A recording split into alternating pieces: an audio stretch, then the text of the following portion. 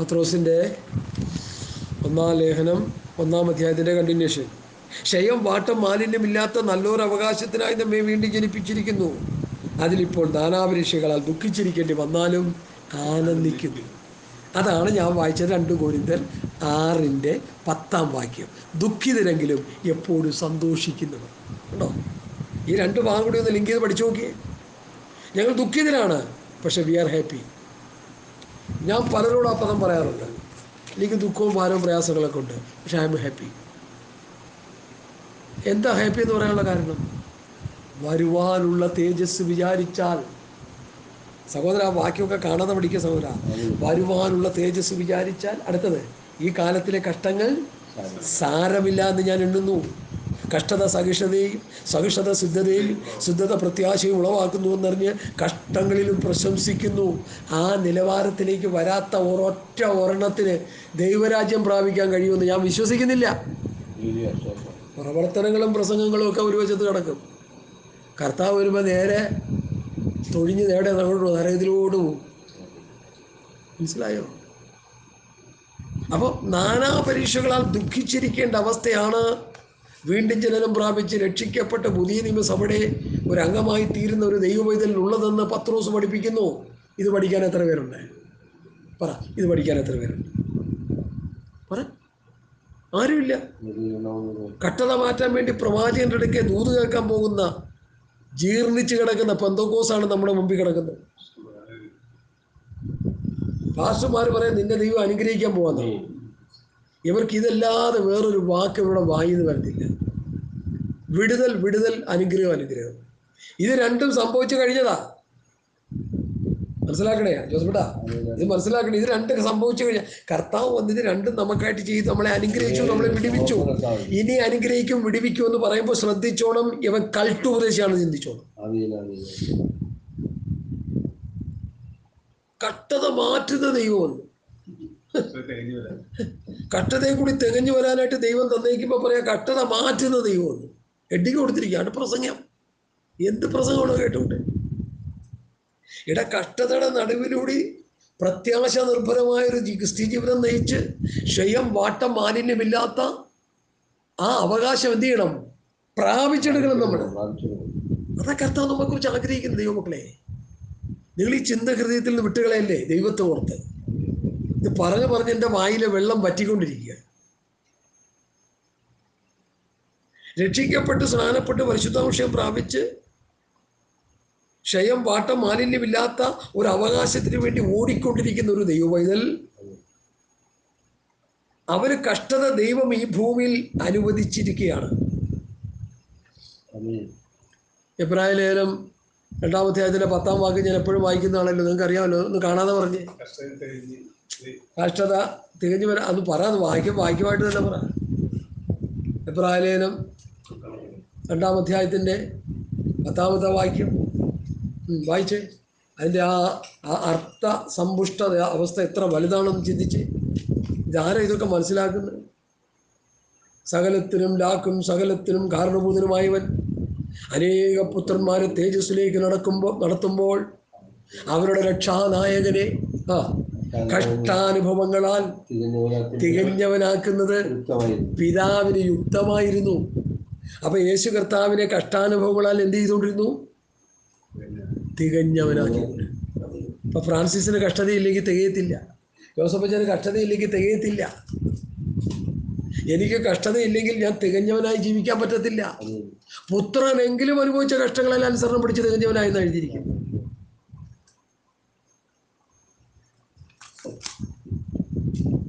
അതെ, 5:8 5:8-9 ഒന്ന് വായിച്ചേ.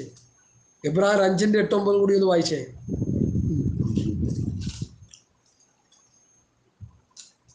ഈ വാക്യങ്ങൾ നമ്മുടെ ജീവിതത്തിൽ അനർത്ഥമാതെ നമുക്ക് രക്ഷപ്പെടാൻ പറ്റത്തില്ല കേട്ടോ. ലൂട്ടർ പർവ്വത്തിൽ ആർക്കും സ്വർഗത്ത് കയറാൻ പറ്റത്തില്ല. ഈ പുത്രനെങ്കിലും അനുഭവിച്ച കഷ്ടങ്ങളാൽ അനുസരണം പ്രാപിച്ച് അനുസരണം പഠിച്ച് തികഞ്ഞവനായി തന്നെ അനുസരിക്കുന്ന ഏവർക്കും നിത്യരക്ഷയുടെ കാരണഭൂതനായി തീർന്നു. മതി. എന്താ ഈ വാക്യം പഠിപ്പിക്കുന്നത്? എന്താ എന്ന് പറഞ്ഞേ? എന്താ പഠിപ്പിക്കുന്നത്? പറഞ്ഞേ. ഈ വാക്യം പഠിപ്പിക്കുന്ന പഠനം എന്താന്ന് പറഞ്ഞേ? ജീവിതക്ലേശങ്ങളിലൂടെ കഷ്ടങ്ങളിലൂടെ ആ വാക്യത്തിൽ എഴുതിയിരിക്കുന്ന പറഞ്ഞേച്ചാൽ മതി. പുത്രനെങ്കിലും താൻ അനുഭവിച്ച കഷ്ടങ്ങളാൽ അനുസരണം പഠിച്ചു തികഞ്ഞു. അതുപോലെ ഞാനും അനുസരണം പഠിച്ച് തികയാൻ എനിക്കും കഷ്ടത. തീർന്നില്ലേ? മറുപടി തീർന്നില്ലേ? നമ്മൾ അതിലില്ലാത്ത കാര്യങ്ങളൊന്നും പറയണ്ട.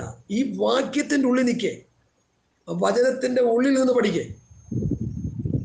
2:10 പഠിച്ചേ, 2:10 പഠിച്ചേ, അതൊന്നെടുത്ത് വായിച്ചേ. നിങ്ങളെ വായന പഠിപ്പിച്ചിട്ടേ ഉള്ളൂ കാര്യം.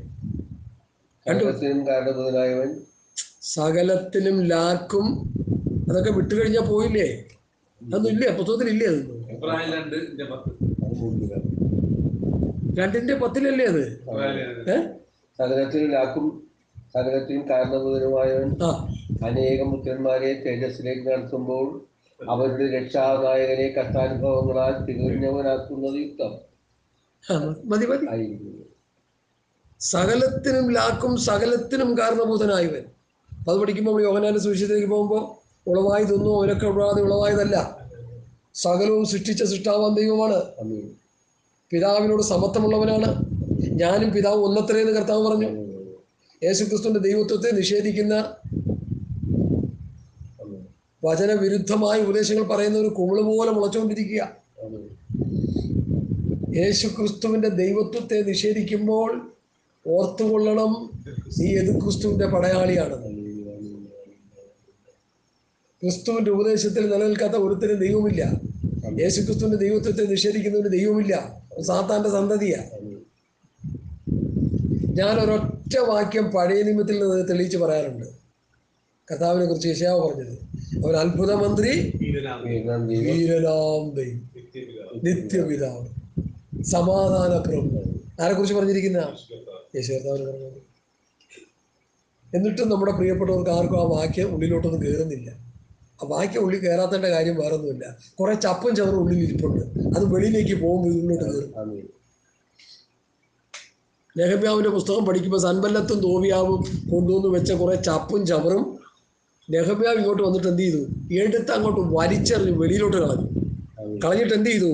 ആലയത്തിൻ്റെ ഉപകരണങ്ങൾ കൊണ്ട് അത് മുഴുവൻ നിറയ്ക്കാനിടയായി. അതുപോലെ നമ്മുടെ ഹൃദയം ദൈവവചനം കൊണ്ട് നിറയ്ക്കണം, വാഗ്ദത്ത വചനങ്ങൾ കൊണ്ട് നിറയ്ക്കണം, വിശുദ്ധിയുടെ വചനങ്ങൾ കൊണ്ട് നിറയ്ക്കണം. ഹൃദയത്തിലുള്ള ദുഷ്ടപിശാച് കൂടുവെച്ചിരിക്കുന്ന അവസ്ഥകളൊക്കെ വലിച്ച് പുറത്തേക്ക് എറിയണം. ഞാനതിന് സാധാരണ പറയാറുള്ളത്, ഇന്നത്തെ പെന്തക്കോസ്തുകാരുടെ ഉള്ളിൽ കിടക്കുന്ന മുഴുവൻ ജഡത്തിന്റെ പ്രവൃത്തികളാണ്. ദുർനടപ്പ്, അശുദ്ധി, വിഗ്രഹാരാധന, പക, പിണക്കം, ജാരശങ്ക, ക്രോധം, തൊന്നപക്ഷം, ഭിന്നത, അസൂയ, മദ്യപാനം, വെറിക്കുത്ത് എന്നിവ ഉളവാകുന്ന ഈ വക സാധനങ്ങളാണ് പെന്തക്കോസ്തുകാരുടെ ഉള്ളിലിരിക്കുന്നത്. ഇത് വലിച്ച് പുറത്തെറിഞ്ഞിട്ട് ഞാൻ നിന്നോട് പാപം ചെയ്യാതിരിക്കാൻ നിന്റെ വചനത്തെ എൻ്റെ ഹൃദയത്തിൽ സംഗ്രഹിക്കുന്നു. ക്രിസ്തുവിന്റെ വചനം സകല ജ്ഞാനത്തോടുകൂടി ഐശ്വര്യമായി നമ്മുടെ ഹൃദയങ്ങളിൽ വസിക്കണം. അല്ലാതെ രക്ഷയില്ല സഹോദര. ഈ പ്രമാണം, ഈ വചനം നമ്മുടെ ഉള്ളിൽ വരണം. ഞാനിരുന്ന് ഒറ്റയിരിപ്പിരുന്ന് ഒരു ലേഖനം വായിച്ചു തീർക്കും. നിങ്ങൾക്കറിയാം, ഒറ്റയിരിപ്പിൽ എനിക്കങ്ങനെ ഒരു ഹൃദയത്തിൽ ചിന്ത വന്നു കഴിയുമ്പോൾ ഒറ്റയിരിപ്പിൽ ഒരു ലേഖനവും വായിച്ചു തീർക്കുക. ചില സമയം 2-3 പാർട്ടായിട്ട് വായിക്കുക. ആ ലേഖനത്തിൽ അടങ്ങിയിരിക്കുന്ന കാര്യം എന്താ എനിക്ക് പഠിക്കണം. എഫേസ് ലേഖനത്തിൽ എന്താ വിഷയം എനിക്ക് പഠിക്കണം. ഗലാത്യ ലേഖനം, കൊലോസ്യ ലേഖനം, ഫിലിപ്പിയ ലേഖനം, തെസ്സലോനിക്ക ലേഖനം, റോമാ ലേഖനം, കൊരിന്ഥ ലേഖനം, 1 തീമോഥെയോസിന്റെ ലേഖനം, 2 തീമോഥെയോസിന്റെ ലേഖനം, 1 തെസ്സലോനി, 2 തെസ്സലോനി, തീത്തോസ്, ഫിലമോൻ, എബ്രായർ, യാക്കോബ്, യൂദ, 1-2 പത്രോസ്, 1-2-3 യോഹന്നാൻ, ഹല്ലേലൂയ, യൂദ, വെളിപ്പാട്. ഇതൊക്കെ എന്താണെന്നറിയേണ്ടതിന് വായിച്ചു പഠിക്കുക. വചനം വായിക്കുമ്പോൾ പ്രാർത്ഥിക്കുക, കർത്താവേ ഇതിന്റെ മർമ്മങ്ങൾ വെളിപ്പെടുത്തി തരണമേ. സ്വർഗരാജ്യത്തിന്റെ മർമ്മങ്ങളാണ് ഇതിൽ എഴുതിയിരിക്കുന്നത്, ഇത് മനസ്സിലാക്കാൻ കൃപ തരണമേ എന്ന് പറഞ്ഞ് പ്രാർത്ഥിച്ചിട്ട് വായിക്കുമ്പോൾ കർത്താവ് വെളിപ്പെടുത്തി തരും സഹോദര. നമ്മൾ അതിനു വേണ്ടി സമയം കളയുന്നില്ല. നമ്മൾ നമ്മുടെ ഇഷ്ടത്തിന് വേണ്ടി സമയങ്ങൾ ചെലവഴിച്ചുകൊണ്ടിരിക്കുക. ഹല്ലേലൂയ. എനിക്കറിയത്തില്ല, എൻ്റെ ജീവിതത്തിൽ കുറവില്ലെന്നൊന്നും ആരും നിങ്ങൾ ചിന്തിക്കരുത്. കുറ്റങ്ങളും കുറവുകളും എല്ലാം എൻ്റെ ജീവിതത്തിലുണ്ട്, തെറ്റുകുറ്റങ്ങളുണ്ട്. പക്ഷേ വചനം വായിക്കുന്നതിൽ ഞാൻ യാതൊരു മടിയും കാണിക്കാറില്ല. ചില സമയത്ത് പറ്റാറില്ല, അതും പറയാറുണ്ട്. ചില സമയം ഒരു ഇരിപ്പിലിരുന്ന് ഒരു 5-8-10 അധ്യായങ്ങളൊക്കെ അങ്ങ് വായിച്ചങ്ങ് പഠിക്കും, പ്രാർത്ഥിച്ച്. നിന്റെ വചനം എൻ്റെ ഹൃദയത്തിന് സന്തോഷവും ആനന്ദവുമായി. നിന്റെ വചനം ഞാൻ ഭക്ഷിച്ചപ്പോൾ എനിക്ക് ആനന്ദമായി, എനിക്ക് സന്തോഷമായി. ആര് പറഞ്ഞു? പറഞ്ഞേ, ഏത് പ്രവാചകൻ പറഞ്ഞു? പോയി. യിരെമ്യാ പ്രവാചകൻ പറഞ്ഞു, ഞാൻ നിന്റെ വചനം ഭക്ഷിച്ചപ്പോൾ എനിക്ക് ആനന്ദമായി, എനിക്ക് സന്തോഷമായി. ദൈവവചനം ഹൃദയത്തിൻ്റെ ഉള്ളിൽ ഇല്ലാത്തവൻ ഇടിവെട്ടിയതുപോലെ ഇരിക്കും. പണ്ടൊരു ഉപദേശി പറയും, ലഞ്ച് തിന്ന കുരങ്ങിനെ പോലെ ഇരിക്കും. ഇങ്ങനെ എന്താ കാര്യം? രക്ഷിക്കപ്പെട്ടവരെ, സ്നാനപ്പെട്ടവരെ, പരിശുദ്ധാംശം പ്രാപിച്ചവരെ എവിടെ കൊണ്ട് കളഞ്ഞിതൊക്കെ? ഈ വചനത്തിന്റെ സന്തോഷം എവിടെ കൊണ്ട് കളഞ്ഞു? ഈ വചനത്തിന്റെ പ്രത്യാശ എവിടെ കൊണ്ട് കളഞ്ഞു? നിങ്ങൾ സമ്പത്ത് വർദ്ധിച്ചപ്പോ പോയല്ലേ? ഒരു ഉദാഹരണം പറയാം. ഞങ്ങളെ ദൈവനം പഠിപ്പിച്ച ഒരു അധ്യാപകൻ പറഞ്ഞ കാര്യമായി പറയുന്നത്. അദ്ദേഹത്തിൻ്റെ പുസ്തകത്തിൽ എഴുതി വെച്ചു. ആ പുസ്തകത്തിൻ്റെ പേജ് നമ്പർ ഞാൻ അടുത്ത പ്രാവശ്യം പറയാം. പണ്ട് കെ എബ്രഹാം സാറിൻ്റെ കാലത്തും പാസ്റ്റർ പി എം ഫിലിപ്പിൻ്റെ കാലത്തും പാസ്റ്റർ സി സി ജോർജിൻ്റെ കാലത്തും പാസ്റ്റർ പി എൻ ജോസഫിൻ്റെ കാലത്തും മരിച്ചു പോയവരൊക്കെ പഴയ ഇന്നത്തെ ആൾക്കാർ ആരെയും ഞാൻ പറയുന്നില്ലേ. ഇന്നത്തെ പാസ്റ്റർമാരും എൻ്റെ ലിസ്റ്റിലില്ല, ദൈവത്തിൻ്റെ ലിസ്റ്റിലുണ്ടെന്ന് ഞാൻ തോന്നുന്നില്ല. എല്ലാം പോക്കാം. കാരണം പണം വന്നവരെല്ലാം ജഡീകന്മാരായി. അവർക്കൊക്കെ 2 രൂപ കിട്ടിയാൽ അവർ 1 രൂപ അവരെന്ത് ചെയ്യും? 1.5 രൂപ അവർ വിതരണം ചെയ്യും. മറ്റു മാർക്ക് പിടിച്ചു ജയപ്രസാദ് അങ്ങനെയായിരുന്നു. 2 രൂപ ഒരാഴ്ച കിട്ടി അവിടെ എങ്ങോട്ട് പോയി പ്രസംഗിക്കാൻ പോയി 2 രൂപ കിട്ടിയത്. ഇന്നിപ്പോൾ 30,000 40,000 മേടിച്ചിട്ട് നരകത്തിലോട്ട് പോയിക്കൊണ്ടിരിക്കുകയല്ല. അത് അന്ന് ഈ 2 രൂപ കൊണ്ട് വന്ന വഴിക്ക് തൊട്ടടുത്ത് താമസിക്കുന്ന കൂട്ടായ്മയിലെ ചാക്കോച്ചനും ഭാര്യയും, തൊട്ടിപ്പുറത്ത് ഏലിയാമ്മയും ജോസഫച്ചാനും. അവിടെ വീട്ടിൽ ഒന്നും ഉണ്ടാവില്ല. കൊണ്ടുവന്ന് 50 രൂപ 50 പൈസ കൊടുത്താൽ 2 ദിവസം വീട് പുഷ്ടിയായിട്ട് കഴിയാം. കരിമ്പട്ടിയിൽ കിടക്കുക 50 പൈസ. ബാക്കി 1 രൂപയ്ക്ക് ചാള, അല്ല 50 പൈസക്ക് ചാളയും 50 പൈസക്ക് ആ കപ്പയും അരിയും കൂടി മേടിച്ചോണ്ട് വീട്ടിൽ വന്നു. അപ്പോൾ പുള്ളിക്കാരി ചോദിക്കുക, അച്ഛാ ഇതൊന്നും കിട്ടിയില്ല അച്ഛാ, ഇന്ന് ഇത്ര മാത്രമേ ഉള്ളൂ. കിട്ടിയടി, അടുത്തുള്ളവർക്ക്, നമ്മുടെ കൂട്ടായ്മയുള്ളവർക്ക് കൊടുത്തടി. ഇന്നോ ഒറ്റയ്ക്ക് വെച്ച് തിന്ന് അവസാനം കൊണ്ട് ആർക്ക് കൊടുക്കും? ഡോക്ടറിന് കൊടുക്കും. 16 ലക്ഷം രൂപ ഒരു സഹോദരൻ ഡോക്ടറിന് കൊടുത്തത്. ഒരു മടിയില്ല അവർക്ക് കൊടുക്കും. 10 ലക്ഷം, 15 ലക്ഷം, എൻ്റെ അനിയൻ 14 ലക്ഷം. ഞാൻ വിചാരിക്കുന്ന എനിക്ക് ലക്ഷമില്ലൊന്നുമില്ല, അതിന് മുമ്പ് എൻ്റെ ജീവനെ എടുത്തേക്കണേ. നമുക്ക് കൊടുക്കാൻ ആരുമില്ല, ഞങ്ങളങ്ങോട്ട് വരിക കർത്താവ്. എടാ അങ്ങനെ പറയുമ്പോൾ കർത്താവ് നമുക്ക് സൗഖ്യം തരുമെന്ന്.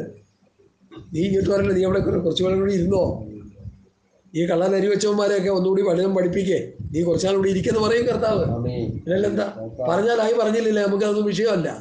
എന്നെ കേൾക്കുന്ന പ്രിയപ്പെട്ടവരെ, വചനത്തിന്റെ നിർമ്മലതകളെ കോട്ടിക്കളഞ്ഞിരിക്കുകയാണ് പലരും, കൂട്ടുചേർത്തിരിക്കുകയാണ്, മറിച്ച് കളഞ്ഞിരിക്കുകയാണ്. കഷ്ടതയിലൂടെ സ്വർഗരാജ്യം പ്രാപിക്കാൻ പറ്റുകയുള്ളൂ. ഇങ്ങനെ നാം അനേക കഷ്ടങ്ങളിലൂടെ സ്വർഗരാജ്യത്ത് കടക്കേണ്ടതാകുന്നു എന്ന് പറയുമ്പോൾ ഇവിടെ ഒരു ഉപദേശി ഇരുന്നുകൊണ്ട് പറയുന്നു, നമുക്ക് റിയൽ എസ്റ്റേറ്റ് തരാൻ പോകുന്നു, നമ്മുടെ സഭയിലേക്ക് കോടിക്കണക്കിന് രൂപ കർത്താവ് ഒഴുക്കിത്തരാൻ പോകുന്നു. ഇന്ന് രാവിലെ ഞാനൊരു വീഡിയോ ഉണ്ട്, ഒരു സഹോദരി പറഞ്ഞതാ, India India India India India India എന്ന് പറഞ്ഞ ഭയങ്കര മുദ്രാവാക്യം. ഇന്ത്യ ഞങ്ങളുടെയാണ്. ഇതുപോലെ 6 പോഷത്വം വേറെ വല്ലതും ഉണ്ട്? ഇന്ത്യ ഇന്ത്യ ഇന്ത്യ എന്ന് പറഞ്ഞ് നിൽക്കാൻ ഞാനിത് കഴിയുമ്പോൾ ഞാൻ കാണിച്ചു തരാം. ചെറുപ്പക്കാർ പിള്ളേരെല്ലാം കൂടി കിടന്ന് ഈ ഞങ്ങളുടെ ഗുണം പിടിക്കാത്തൊരു ദുരുപദേശമുണ്ട് ഈ എറണാകുളത്ത്. അവനും അവൻ്റെ ഭാര്യ കൂടിയാണ് ലീഡർഷിപ്പിൽ അത് ഏറ്റു പറയിക്കുന്നത്. അവരെ കൊണ്ടാണ് പറയിക്കുന്നത്. ഇന്ത്യ ഇന്ത്യ ഇന്ത്യ ഇന്ത്യ എൻ്റെ ഇന്ത്യ. ഇന്ത്യ എന്ന് പറഞ്ഞ ഒരു രാജ്യമല്ലേ? ഈ സകല ലോകവും പിശാചിന്റെ അടിമത്വത്തിൽ കിടക്കുകയല്ലേ? ഈ പിശാചിന്റെ അടിമത്വത്തിൽ കിടക്കുന്ന പിശാചു പ്രഭുവായിട്ട് വാഴുന്നതല്ലേ? സർവ്വലോകവും ദുഷ്ടന്റെ അതിലേ കിടക്കുന്നു. ഈ ലോകത്തിന്റെ പ്രഭു സാത്താൻ, ഈ ലോകത്തിന്റെ പ്രഭു സാത്താൻ, ഈ ലോകത്തിന്റെ ദൈവം സാത്താൻ.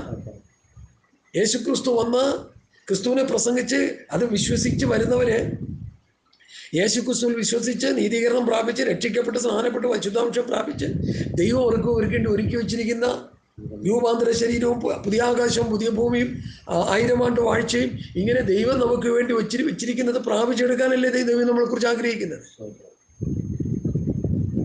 സാത്താൻ എന്താ യേശുവിനോട് പറഞ്ഞത്? നീ എന്നെ നമസ്കരിച്ചാൽ ഇതൊക്കെ ഞാൻ നിനക്ക് തരാം. ഇത് എങ്കൽ പരം ഏൽപ്പിച്ചിരിക്കുന്നു. ഇത് സാത്താൻ്റെ കയ്യിൽ ഏൽപ്പിച്ചിരിക്കുക. നമ്മുടെ രാജ്യവും ലോകത്തുള്ള 260 രാജ്യം ഉണ്ടെന്ന് പറയുന്നു. എല്ലാം സാത്താൻ്റെ കൈ കിടക്കുക. ദൈവപുത്രൻ വന്നു. യോഹന്നാൻ്റെ ലേഖനത്തിലെ അവസാന വാക്യത്തിൽ ആ വാക്യം യോഹന്നാൻ എഴുതി വെക്കുന്നുണ്ട്. ഇത്ര മനോഹരം. ആരത് വിശ്വസിക്കുന്നുണ്ട്? സർവ്വലോകവും ദുഷ്ടൻ്റെ അധീനതയിൽ കിടക്കുന്നു. ദൈവപുത്രൻ വന്നുവെന്നും സത്യദൈവത്തെ അറിവാൻ നമുക്ക് വിവേകം തന്നുവെന്ന് നാം അറിയുന്നു. നാം സത്യദൈവത്തിൽ അവൻ്റെ പുത്രനായ യേശുക്രിസ്തുവിൽ തന്നെയാകുന്നു. അവൻ സത്യദൈവവും നിത്യജീവനുമാകുന്നു.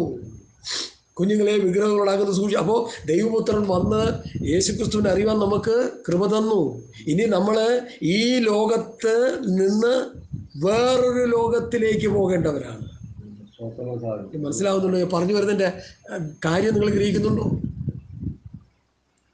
അബ്രഹാമിന് ആ കാഴ്ചപ്പാട് കിട്ടി. ആ വാക്യം ഇവിടെ കിടക്കുന്നത് 11:9 വാക്യം ഒന്ന് വായിച്ച്. എബ്രായ ലേഖനം ഇതൊക്കെ ഒന്ന് വായിച്ചു പഠിച്ച്. ഹല്ലേലൂയ. എബ്രായ ലേഖനം 11 അധ്യായത്തിൻ്റെ 9 വാക്യത്തിൽ സ്തോത്രം, അബ്രഹാം എഴുതി വെച്ച അബ്രഹാമിൻ്റെ ആ സാക്ഷ്യം ഇവിടെ എഴുതി വെച്ചിട്ടുണ്ട്. 11:9 അവൻ വിശ്വാസത്താൽ അവൻ വാഗ്ദത്ത ദേശത്ത് ഒരു അന്യദേശത്ത് എന്ന പോലെ ചെന്ന് വാഗ്ദത്തത്തിന് കൂട്ടവകാശികളായ ഇസഹാക്കിനോടും യാക്കോബിനോടും കൂടെ കൂടാരങ്ങളിൽ പാർത്തുകൊണ്ട് ദൈവം ശില്പിയായി നിർമ്മിച്ചതും അടിസ്ഥാനമുള്ള നഗരത്തിനായിട്ട് അവൻ കാത്തിരുന്നു. പഴയ നിയമ വിശുദ്ധൻ കാത്തിരുന്നത് ദൈവം ശില്പിയായി നിർമ്മിച്ചതും അടിസ്ഥാനമുള്ളതുമായ ആ പുതിയ യെരൂശലേം, ആ പുതിയ ആകാശം, പുതിയ ഭൂമിക്ക് വേണ്ടി അവൻ കാത്തിരിക്കുമ്പോൾ ഇവിടെ കുറെ കൂറ പാസ്റ്റർമാർ പറയുക, ഇന്ത്യ ഇന്ത്യ ഇന്ത്യ ഇന്ത്യ ഞങ്ങളുടെ കയ്യിലോട്ട് തരാൻ പോവുക. എടാ, ഇത് ചുട്ടരിച്ച് കളയാൻ പോവുക ഗുണമില്ലാത്തവനെ. ഇനിയെങ്കിലും മനസ്സിലാക്ക്. സർവ്വലോകം ദുഷ്ടന്റെ അധീനതയിൽ കിടക്കുക. ഈ ലോകം ദുഷ്ടന്റെ അധീനതയിലാണ്. സാത്താൻ ഇവിടെ ഭരിക്കുക. കർത്താവ് ഒന്ന് സഭയെ രൂപാന്തരപ്പെടുത്തി എടുത്തിട്ട് എന്ത് ചെയ്യും? പറ. ഒരു ജനറൽ നോളജ് നമുക്ക് ഉണ്ടാക്കണം. കർത്താവ് ഒന്ന് സഭ എടുത്തു കഴിഞ്ഞാൽ പിന്നെ ഈ കാണുന്ന ഇന്ത്യയെയും ഈ കാണുന്ന സർവ രാജ്യങ്ങളെയും ഒരൊറ്റ എതിർ ക്രിസ്തുവിൻ്റെ കീഴിലേക്ക് ദൈവം എറിഞ്ഞു കൊടുക്കാൻ പാടില്ല. നമ്മൾ ഇതൊന്ന് മനസ്സിലാക്കണേ. ദൈവത്തെ ഓർത്ത് ഈ ഒരു കോമൺ ട്രൂത്ത് ഒന്ന് മനസ്സിലാക്കണേ.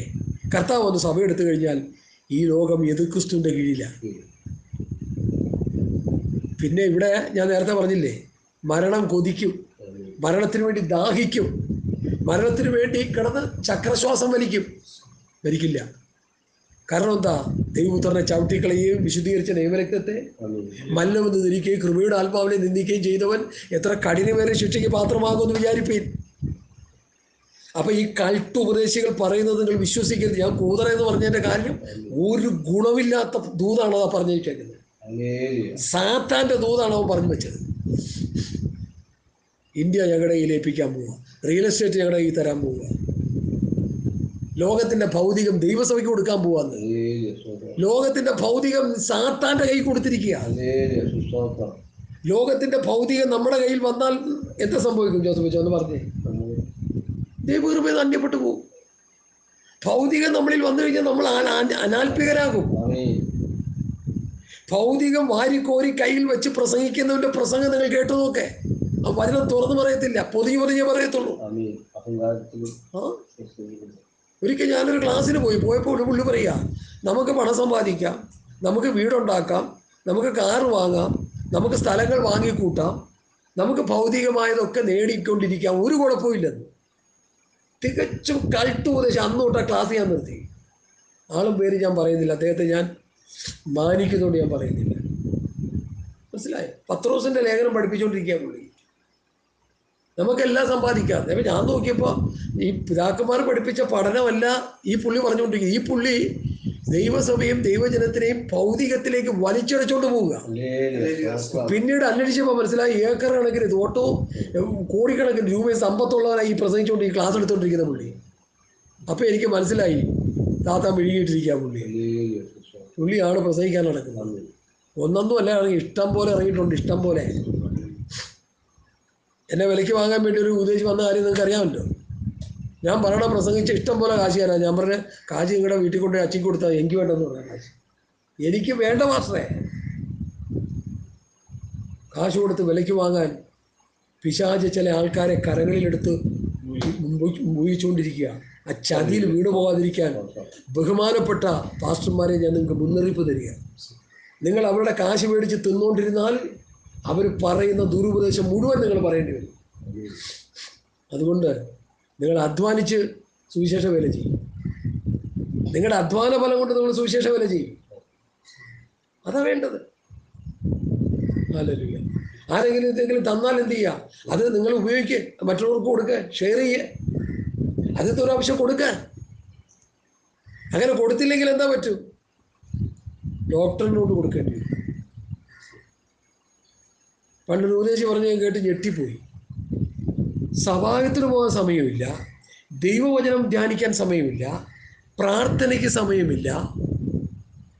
രോഗം വന്നിട്ട് അപ്പോയിൻമെൻ്റ് എടുത്ത് ഒരു ഡോക്ടറുടെ അടുക്കൽ അവരുടെ വിസിറ്റിംഗ് റൂമിൽ മണിക്കൂറുകൾ ചെലവഴിക്കാൻ അവർക്ക് സമയമുണ്ട്. എങ്ങനെയുണ്ട്?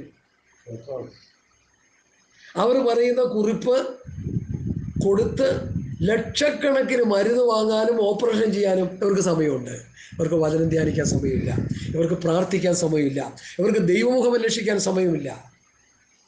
ഇവർക്ക് ദൈവരാജ്യം സ്വർഗരാജ്യം എന്നുള്ള വിഷയം ഇവരുടെ ബുദ്ധിമണ്ഡലത്തിൽ നിന്ന് സാത്താൻ എടുത്തു മാറ്റി. ഇന്നത്തെ പെന്തക്കോസ്തുകാരെ കുറിച്ചാണ് പറയണത്, വേറെ ആരെയും കുറിച്ചല്ല ഞാൻ പറയാം. കത്തോലിക്കരെ കുറിച്ചോ മാർത്തോമാക്കാരെ കുറിച്ചോ CSIക്കാർ അതൊന്നും നമ്മൾ പരാമർശിക്കേണ്ട കാര്യമില്ല. നമ്മുടെ സമൂഹം അതുപോലെ ജീർണിച്ച് കിടക്കുകയാണ്. എൻ്റെ സ്നേഹിതൻ ഒരു പാസ്റ്റർ പറഞ്ഞ ക്ലിപ്പ് എൻ്റെ ഇപ്പോഴും കിടപ്പുണ്ട്. സഭകളെ സാത്താൻ വിഴുങ്ങിയിട്ടിരിക്കുക. ഇപ്പോഴും കിടപ്പുണ്ട്, മോളിൽ കിടപ്പുണ്ട്, വിഴുങ്ങിയിട്ടിരിക്കുക. 100% ഞാൻ അടിവരയിട്ടു അദ്ദേഹം പറഞ്ഞതിനെ. അതുകൊണ്ട് എന്നെ കേൾക്കുന്ന പ്രിയപ്പെട്ടവരെ ഞാൻ ദൂത് പറയാൻ പോകാതെ. ഇതാ ദൂത്. ക്ഷയം, വാട്ടം, മാലിന്യം എന്നിവയില്ലാത്തൊരവകാശത്തിനായി നമ്മെ വീണ്ടും ജനിപ്പിച്ചു. എന്തിനാണ് ജനിപ്പിച്ചത്? നാനാ പരീക്ഷകളാൽ ദുഃഖിച്ചിരിക്കേണ്ടി വന്നാലും സ്വർഗീയ സന്തോഷത്തിൽ ആനന്ദിച്ചു കൊള്ളണം. ദൈവരാജ്യം ഭക്ഷണം പാനീയമല്ല, നീതി, സമാധാനം, പരിശുദ്ധാത്മാവിൽ സന്തോഷം. പരിശുദ്ധാത്മാവിനെ പ്രാപിച്ചവൻ ആത്മാവിൽ സന്തോഷിച്ചു കൊണ്ടിരിക്കണം. ഈ ഭൂമിയിൽ എന്തുണ്ടെന്നാ പത്രോസ് പറഞ്ഞേ? നാനാ പരീക്ഷകളാൽ ദുഃഖിച്ചിരിക്കേണ്ടി വരും. ദുഃഖിച്ചിരിക്കേണ്ടി വന്നാലും ആനന്ദിക്കുന്നു. വിശ്വാസത്തലവൻ വാഗ്ദത്ത ദേശത്ത് ഒരു അന്യദേശത്ത് എന്നതുപോലെ വാഗ്ദത്തത്തിന് കൂട്ടവകാശികളായ ഇസ്ഹാക്കിനോട് യാക്കോബിനോടും കൂടെ കൂടാരങ്ങളിൽ പാർത്തുകൊണ്ട് ദൈവം ശില്പിയായി നിർമ്മിച്ചതും അടിസ്ഥാനമുള്ളതുമായ നഗരത്തിന് വേണ്ടി അവൻ കാത്തിരുന്നു. ധനാഢ്യനായ കോടീശ്വരനായ സമ്പത്തുള്ള അബ്രഹാമിൻ്റെ അത്രയും സമ്പത്തില്ലാത്ത ഇച്ചിരി സമ്പത്തൊക്കെ കിട്ടിയ ലോത്ത് എന്ത് ചെയ്തു? പേരുകൂട്ടി കരമടച്ച് ഇംഗ്ലണ്ടിൽ വീട്, ദുബായിൽ വീട്, പിന്നെ ഓസ്ട്രേലിയയിൽ വീട്, പിന്നെ UK വീട്, കാനഡയിൽ വീട്. അവസാനം ഇവിടെ പോയി? ഉപ്പ് തൂണായി പോയി. പത്രോസിനോട് ചോദിക്കും, ലോത്തിന് എന്ത് പറ്റി? ലോത്ത് വലഞ്ഞു പോയി. കർത്താവ് പറഞ്ഞു, റിമെമ്പർ ലോട്ട്സ് വൈഫ്. ലോത്തിന്റെ ഭാര്യയെ ഓർത്തുകൊണ്ട് വലഞ്ഞുപോയ ലോത്ത്, ഉപ്പ് തൂണായി തീർന്ന ലോത്തിന്റെ ഭാര്യ. ഇന്നത്തെ പെന്തക്കോ സമൂഹത്തിന് സംഭവിച്ചിരിക്കുന്നത്, ഞാൻ ആത്മാവിൽ വിളിച്ചു പറയുക, ദൂത് കേട്ട് മടങ്ങി വാ. ഭക്തന്മാരെ, കർത്താവിൻ്റെ വേല ചെയ്യുന്നവർ ഈ കെണി കിടക്കുകയാണെങ്കിൽ മടങ്ങി വാ. വിറ്റ് നരുതർ കൊടുക്കേ, മടങ്ങി വാ, നമുക്ക് സ്വർഗത്ത് പോവാ. ഇടയ്ക്ക് ഞാനൊരു സഹോദരനെ വിളിച്ചിട്ട് പറയും, നമുക്ക് പോട്ടെ. പുള്ളി പറഞ്ഞു, എങ്ങോട്ട് പോണ്ട്? സ്വർഗത്ത്. അതിപ്പോൾ നമ്മൾ പറയാം, അമ്മ അങ്ങോട്ട് പോയിക്കൊണ്ടിരിക്കുകയല്ലേ? അങ്ങോട്ട് പോയിക്കൊണ്ടിരിക്കുക. പോക്ക് കണ്ടിട്ട് അങ്ങനെ തോന്നുന്നുണ്ട്. അങ്ങോട്ട് തോന്നുന്നുണ്ട്. ഉന്തി ഇടുമ്പോൾ തലകുത്തി മറിയുന്ന കള്ളപ്രവാചകന്മാരും ദുർദർശക്കന്മാരും അടുക്ക പോയി കയ്യും കാലും പൊക്കി പ്രാർത്ഥിച്ചുകൊണ്ടിരിക്കുന്നത്. നീ അങ്ങോട്ട് തന്നെയാ പോണത്. മര്യാദയ്ക്ക് മടങ്ങി വന്നോ? പേടിച്ചു പോയി. പേടിക്കണ്ടേ? പിന്നെ നമ്മളെന്തിനാ ഇരിക്കണേ? എന്നെ കേൾക്കുന്ന പ്രിയപ്പെട്ടവരെ, നാനാ പരീക്ഷകളാൽ ദുഃഖിച്ചിരിക്കേണ്ടി വന്നാലും ആനന്ദിക്കുന്നു. ദൈവമക്കൾക്ക്, രക്ഷിക്കപ്പെട്ടവർക്ക്, വീണ്ടും ജനനം പ്രാപിച്ചവർക്ക് ദൈവസഭയുടെ ഉപദേശങ്ങൾ അനുസരിച്ച് ജീവിക്കുന്നവർക്ക് ഈ ഭൂമിയിൽ പരീക്ഷകളുണ്ട്, പ്രതികൂലങ്ങളുണ്ട്, പോരാട്ടങ്ങളുണ്ട്, വെല്ലുവിളികളുണ്ട്. അതിൻ്റെ നടുവിൽ ദുഃഖിച്ചിരിക്കേണ്ട അവസ്ഥ വന്നാലും ആനന്ദിച്ചോളണം.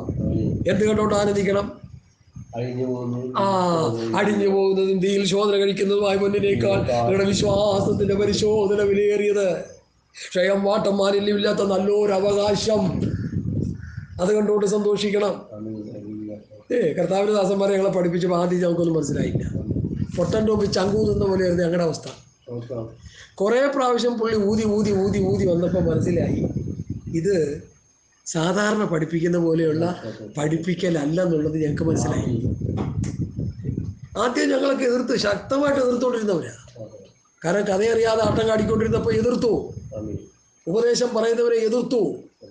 അവസാനം പ്രാർത്ഥനയോടെ സഹിഷ്ണുതയോടെ ഇത് കേട്ടുകൊണ്ടിരുന്നപ്പോൾ മനസ്സിലായി ഇത് എതിർക്കേണ്ട കാര്യമില്ല, ഇത് പഥ്യവചനമാണ്, ഇത് പഥ്യോപദേശമാണ്. ഇതെനിക്ക് മനസ്സിലാകുന്നില്ലെങ്കിൽ മനസ്സിലാകുന്നവരോട് ചോദിച്ച് മനസ്സിലാക്കാം, അല്ലെങ്കിൽ ദൈവസന്നിധിയിൽ പ്രാർത്ഥിച്ച് കർത്താവിൽ നിന്ന് പ്രാപിച്ചെടുക്കണം. ക്ഷയം, വാട്ടം, മാലിന്യമില്ലാത്ത നല്ലൊരു അവകാശത്തിനായി നമ്മെ വീണ്ടും ജനിപ്പിച്ചിരിക്കുന്നു. അതിലിപ്പോൾ നിങ്ങൾ നാനാപരീക്ഷകളാൽ ദുഃഖിച്ചിരിക്കേണ്ടി വന്നാലും ആനന്ദിക്കുന്നു. എങ്ങനെ ആനന്ദിക്കും? ദൈവരാജ്യം ഭക്ഷണം പാനീയമല്ല, നീതി, സമാധാനം, പരിശുദ്ധാത്മാവിൽ സന്തോഷം. പരിശുദ്ധാത്മാവിൽ ആനന്ദിക്കണം, പരിശുദ്ധാത്മാവിൽ സന്തോഷിക്കണം, പരിശുദ്ധാത്മാവിൽ ആനന്ദിച്ചു കൊണ്ടിരിക്കണം. ഹല്ലേലൂയ.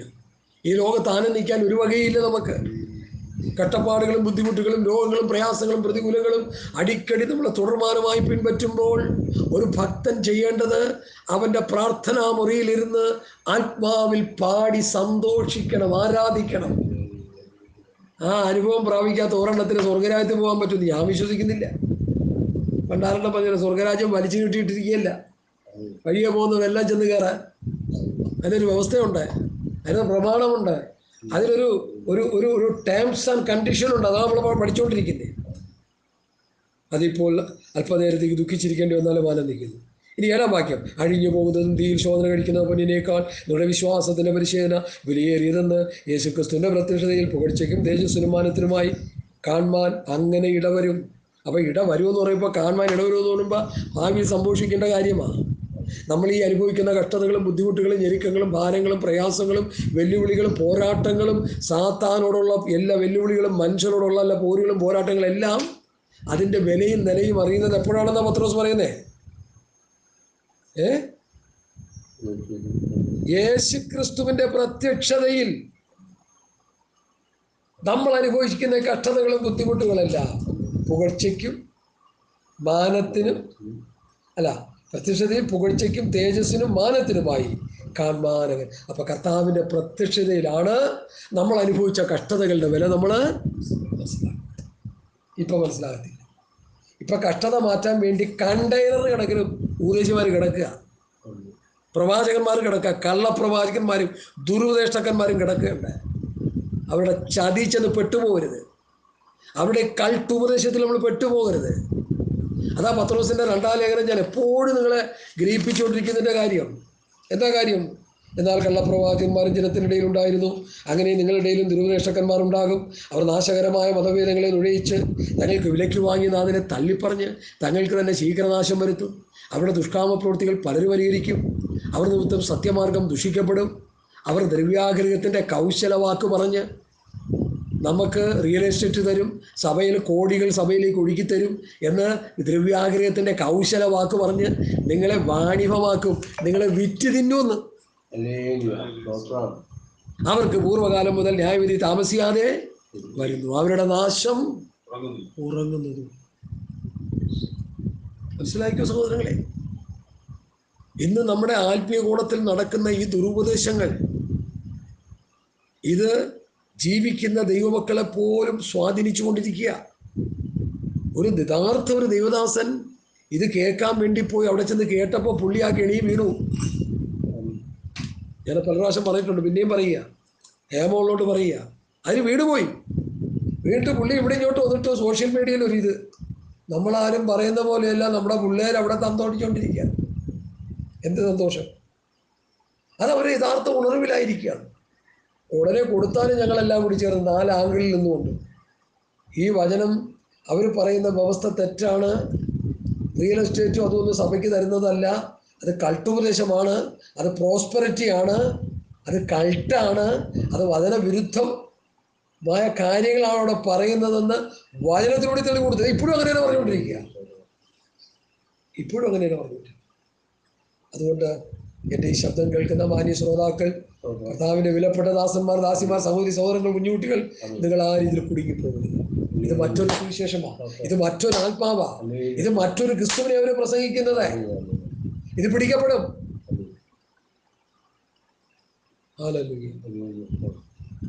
കാരണം നമ്മുടെ കഷ്ടതയിൽ നമ്മൾ എന്ത് ചെയ്യണം?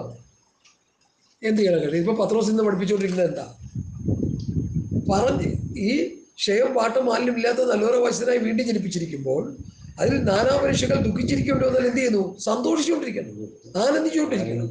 എന്താ കാര്യം?